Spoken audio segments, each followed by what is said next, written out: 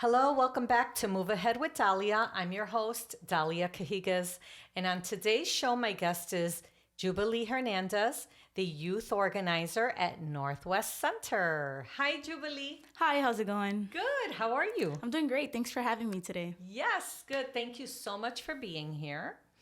I'd like to start by having you talk about what you do at Northwest Center as the youth organizer. As the youth organizer at the Northwest Center, I'm in charge of running the Belmont Cragin Youth Leadership Council. The Belmont Cragin Youth Leadership Council is a council where we have about 18 kids in our cohort where we meet, we empower them, teach them what it means to be a leader, and then eventually whatever issue they have in their community, we turn that into a campaign to then solve that issue or to find better solutions so our young people aren't dealing with that issue. Oh, okay. A couple other things that I do at the Northwest Center is I run 2 summer events for our youth. They're called Play Streets and Hoops in the Hood, but I will get more into it later on throughout the activity. Yes, I'd love to hear about that. Before we move on, I'd like for you to tell me about you. So not just what you do, of course, because we're going to get into that, but please share your background. And if you'd like to share anything about your family and how you got to Northwest Center. Yeah, a little bit about myself. I grew up in Belmont Cragin, right off Belmont and Narragansett. I've always been walking around, always been outside with my friends. I went to Josephine Locke Elementary School on Diversey in Oak Park. Yeah. It's not in Belmont Cragin, but it's on the border. And then from there, I went to high school at Prospect Career Academy. Okay. While I was in elementary school, I was actually looking into After School Matters just because paying for the bus was getting kind of hard just because I didn't have a job as a young person. Right. So I joined After School Matters, and it was a type of youth council, but it was just making gifts for hospitals or giving food out to homeless people. But fortunately enough, the person who was in charge of that program was the youth organizer at the Northwest Center. Oh, no kidding. And who was that? Spencer. Okay. Yes, Spencer was the program manager at the time, the youth organizer at the Northwest Center, and for the first time in 5 years, I believe, or 6 years, they had the opportunity to bring in youth for a youth program. Oh. So that's how I began at the Northwest Center, was first with After School Matters, but our program manager left to the Northwest Center and invited all of us there.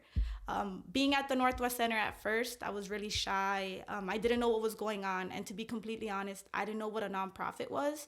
I didn't know that people were out there working and helping the community constantly until we actually did our first Play Street event. That's when, for me, it kind of changed. I realized that the input or the things that we're doing in the community, the events, were actually having an impact, and seeing all these community members come out and ask who we were and then eventually see them later on in the office, it really motivated me. And I think at that point, 14, 15, I realized that helping the community or helping anyone in need is what I wanted to do. So I just pursued it. And at the same time, at the Northwest Center, that was the first time as a young person I felt heard. They always... That they were hearing things that you were doing and saying, they were listening. They were actually taking it into account that our opinions actually mattered. It started off by first taking us to meetings or taking us to every event. And right after that, I just fell in love with it. The fact that I knew my words and my voice had a meaning and it could move mountains, it's just something that I just want to pass along with all of our young people. And, that's and awesome. there's always one word that stuck with me, is to be resilient. No matter how far down you are, the only thing that matters is how hard you come back up from whatever you're at. So absolutely. That's beautiful. Well said. Well said. I love it. Well, I know the work. I've seen a lot of the work that Northwest Center does in the community, and you may know I've had a few of the staff on the show already, and will continue to, because I love everybody there. They're just so amazing. And when I met you a couple of weeks ago, I think that was the first time we met. Because I meet so many people there, sometimes I forget who they are. But I know when I met you 2 weeks ago, I realized just this energy about you. I know that you love what you do. And And like I said, you have this energy about you, about the things that you're doing and the impact that you're making. And I was like, Jubilee, you have to come on the podcast because I want to show everybody that the youth in Chicago, that there's a lot of amazing young people that are doing a lot of wonderful things in our culture and in our community. And you're one of them. So thank you and congratulations for all the stuff you're doing. Thank you. I also would like for you to talk about something that you mentioned regarding the bike lanes. Oh, yes. I'd love to hear about that. When we started off the Belmont Cragin Youth Leadership Council, Jeremy Cuevas was our youth organizer. Okay. And at the time, I didn't really understand what the Belmont Cragin Youth Leadership Council was truly meant for.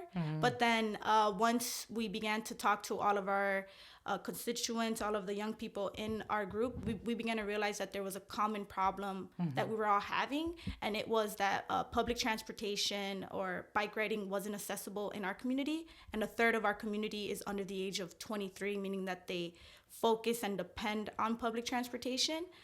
There was also a bike group growing up. It was about 100 kids who would meet and drive from Belmont Cragin all the way to the 606. But every single time they would drive through Belmont Cragin, there was always an issue of potholes, the cars not respecting their rights. So from there, our campaign started. It was to implement more bike lanes in our community, but to also bring our bus grade up, just because a lot of us were also getting to program and to school or to work on the bus. So we fought for about 4 years, and eventually we went from 3 to 15 miles of bike lanes. But one thing that really pushed our campaign was that unfortunately my cousin got doored by a car on Belmont and Narragansett. So when he was riding his bike, someone opened the door and he went flying. Oh, he broke his collarbone. He was in the emergency. All of us were really afraid. And that was a really big push, just because we were already fighting for bike lanes to make sure our kids were safer or our young people were safer. And someone who was in our program actually got affected by the issue that we were trying to. Wow, that is that's so sad that he got hurt like that. Yeah, but he's good now, so that's good. That's Thank great. God. So that kind of elevated your campaign, right? Yes. Because you realized, like, oh, we really need this. Yes. Okay. Yes. So tell me where that went. How did that move forward? So what did you have to do to get those bike lanes? With the bike lanes, we had to meet with multiple amenities. It was CDOT, public transportation, but also we were giving presentations at Bright Promises. We gave a show where we talked about what we wanted to do. We had bikes up there and bike lanes, and we actually showed an accident just to show the crowd that this is what happens when there isn't bike lanes. And from there we won an award with Bright Promises, but also we've spoken at DC with our representatives to talk about. You went to DC to talk about this? Yes. Okay. Yes. We went to DC to speak about it. It was about 3 of us. We spoke to some of our state representatives, our legislators, and we also went down to Springfield to lobby about 2 times. So there was a lot of factors, and it wasn't something that could happen in a year or 2. It was something that took a long time, just because you're working with the city, getting the permits, just getting everything ready. So yeah, but it was a really long process, but fortunately we got it done. Yeah, that's wonderful. So my mom lives in Belmont Cragin. All right. So I'm always in and out of there. I live in Avondale, so not far in the neighborhood. But I noticed the Wrightwood Avenue bike lanes. Yes. I was like, out of nowhere, these showed up. It's like, it's about time. Yes. Because my son loves riding bike. He's always riding in the city. And we know how important it is to be safe.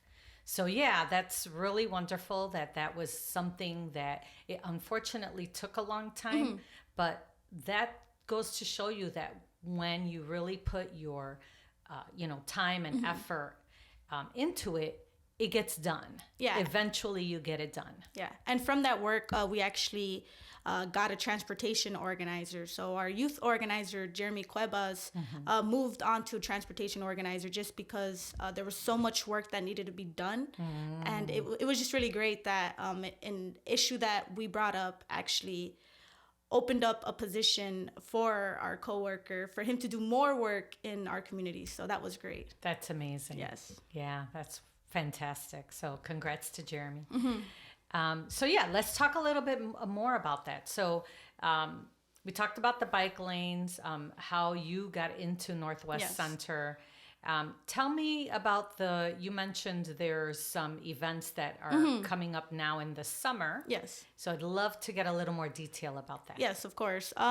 There's an event that we have almost every other Saturday all around Belmont Cragin community. They're called Play Streets. Play Streets, they're block parties all around the community to bring a sense of community back to that block, but also so the neighbors are able to know who's their neighbors just in case something happens. But we do offer free food, a bouncy house, music, activities for young people, and information for older adults or adults. One thing about this year's Play Street events that are a little bit different is that each Play Street location has a purpose. Our young people in our youth council, as I mentioned before, I run the Belmont Cragin Youth Leadership Council, and it's for them to identify an issue in their community, and then we turn it into a campaign. Our young people have identified public safety, but most importantly, visibility from the streetlights. They feel when they're walking home, walking to school, or walking to the park, they don't feel as safe as they can be. The light isn't bright enough, what makes them always turn around when they're walking. Of course, yeah. And it also gives the opportunity for crime to happen. Yes. So all of our locations are in locations that we want to implement either new streetlights or piggyback streetlights. And we also are looking into 2 parks that we want to implement new lights, just because we know, I don't know if you're familiar with Reese Park, but once it gets dark, it's really dark, and you can't even see the path anymore. Yeah. And our young people love to go there, play soccer, hang out. So making sure that all of our parks are able to be accessible for all of our youth, just because, or even when it's dark. Yeah, and when you say that, I think about, like, right now in the summer we have long days, right? So at 8:00 it's still bright out, but by September, October at 5:00 it's dark. Yeah.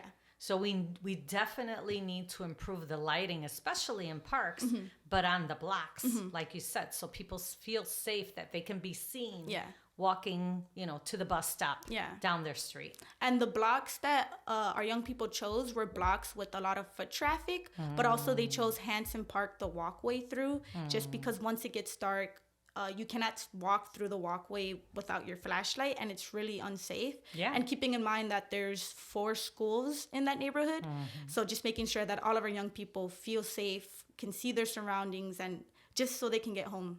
Yeah, and it's funny because I was about to ask you, how do you pick those Play Street blocks? And it's so cool that there's an intention behind that. Yeah, I didn't even think about it that way. So the intention is to improve that area. And of course, like you said, get the neighbors to talk to each other and get to know each other so that it is safer. Yes. Yeah. Yes. It's just first to introduce ourselves, because we know that the process of getting new streetlights is getting petition signatures and speaking with the city. But first, we just want to introduce ourselves to the block, get community input. But from all the community members that we've spoke to, most of them do agree that their blocks do need more lighting. Yeah. On one block that we're working on, there's only streetlights on one side of the block. So implementing more, or if there is enough streetlights, implementing piggyback lights. So the lights that are on the side of the streetlights. So that's awesome. Yes. I love it. So let's talk about the staff. Yes. So the organizing team, who are they besides you? Yes. The organizing team, we have Kate, Jeremy, Vero, Mercy, Anna, and James. And then we have David as someone who speaks with all of us and has one-on-ones with us since he's been an organizer at SWAP for about 20 years. But everyone on our team, if you'd like, Kate is our immigration organizer. Jeremy Cuevas is our transportation organizer. James is, at the moment, the director of the organizers, but he's also the executive director. Right. Anna, Mercy, and Vero are parent mentors, but Anna is the parent mentor organizer, and so is Mercy. And we also have Esther as a housing organizer, and so is Ernie. Wow. Yes. Oh my gosh, you hear that? All these people that are just digging in. Yes. Well, that's wonderful. Thank you. And a shout out to the staff Yes. there, all amazing people. I know you all work very hard to do all those. They seem like small things, but they're really not. No. Because you're really making a difference with, block by block. Yeah. Right? Block by block. Block yes. by block. Yeah, that's amazing. Okay. Those are great details. I love it. I want to ask you, aside from what you do with Northwest Center, tell me about like people that have really influenced you outside of the organization. Who would you say is like one of the people that you feel that you can go to or influence you on a daily basis? The person I feel is my aunt, Virginia. She's always been such a motherly figure, and I grew up I have a younger brother, but I have 4 cousins that we all grew up together. So she's always been the motherly figure. If there's something wrong or I have a question about anything, she's always the person that I can rely on, just because time and again, she's always been there for me. That's so wonderful. yeah, she's the reason why I'm such a great person today. She's given me a lot of different great advice. Yeah, great advice. So yeah, it would be my aunt. Yeah, that's wonderful. And her name is Virginia. Yeah, Virginia. What a beautiful name. Yeah, shout out to Virginia. Yay. And then another question I have for you is about like your future. You're young. Do you mind if I ask how old you are? I'm 21. You're only 21. Oh, to be 21. It's a great age. And I see you're involved in a lot of things at such a young age. Do you have other plans coming up for you aside from what you're doing right now? Like in the next few years, have you thought about that? I know that what I do in the next few years should be the same of what I'm doing right now. So I know in 5 years, I still want to be helping the community, even if it's being a youth organizer or a different position. But I would still love to be involved in the community and just always help give input. And as an organizer, I'm a resource. So I don't always want to be around. I mean, not in that sense, but an organizer is someone who influencers leaders, so then they don't need the organizer anymore. So at that point, I want my young people to then do it by themselves, so then they don't even have to think of me. All the skills that they have, they're able to solve an issue on their block, know who to talk to without me being around. So yeah. Well, spoken like a true leader, honestly, because what you're saying is you want to give all these resources to the youth, so that then when you're not there, they step up and they can do the same work or better than what you do. That's leadership mindset right there. There's a lot coming for you, girl. I love it. Thank you. That's wonderful. I know we want to mention the dates for Hoops in the Park and for the Play Streets. So so our Play Street events, we've already had 3 in the community, but our next coming up are actually, I would love to give you guys the locations and the dates. Okay. The next one coming up is this Saturday on 2749 North Rutherford Avenue from 12 to 4.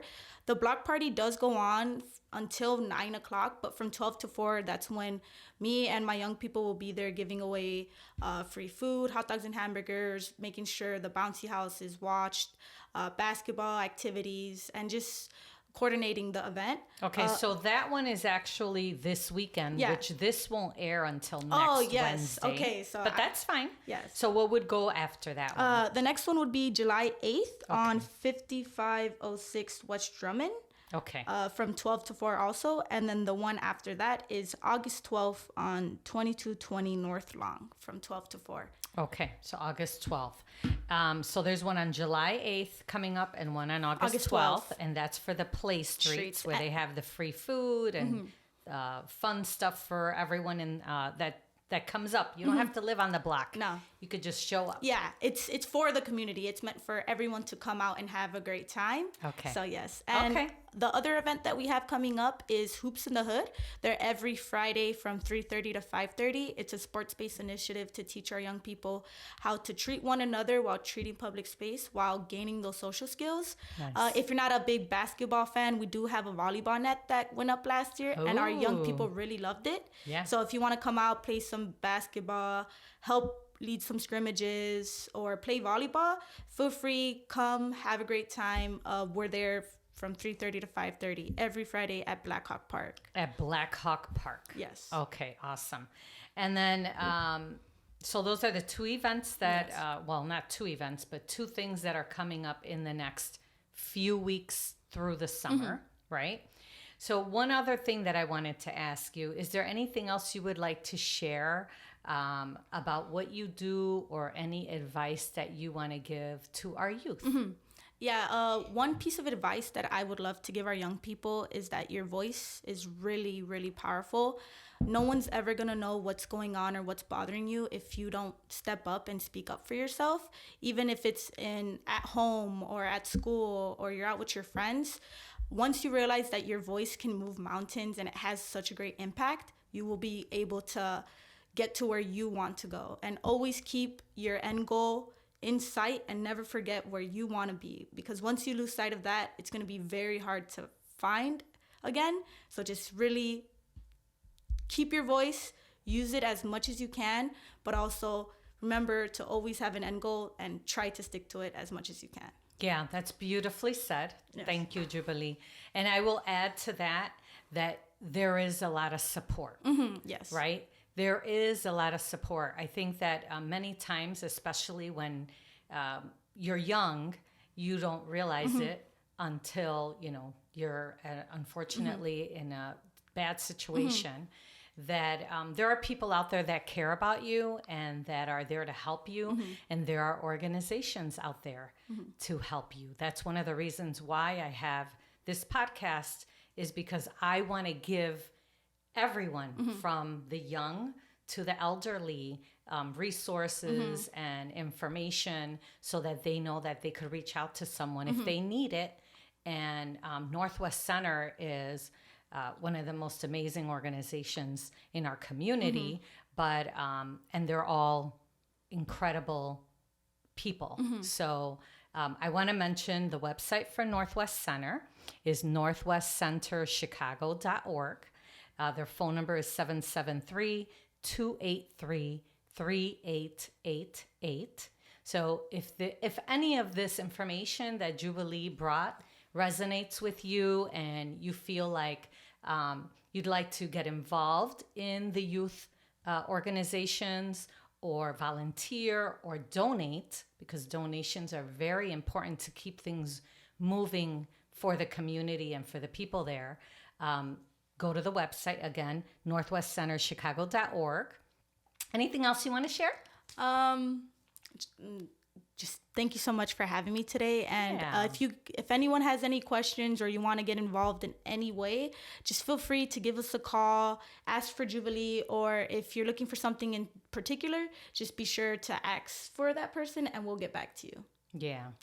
Thank you, Jubilee. Yeah, thank you so much. Yeah, it was great having you here, and thank you for sharing all the amazing information. Keep doing that work.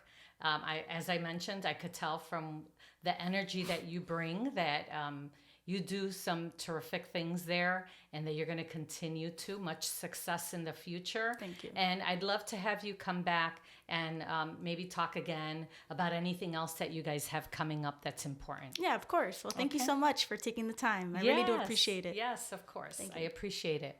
Thank you all for listening.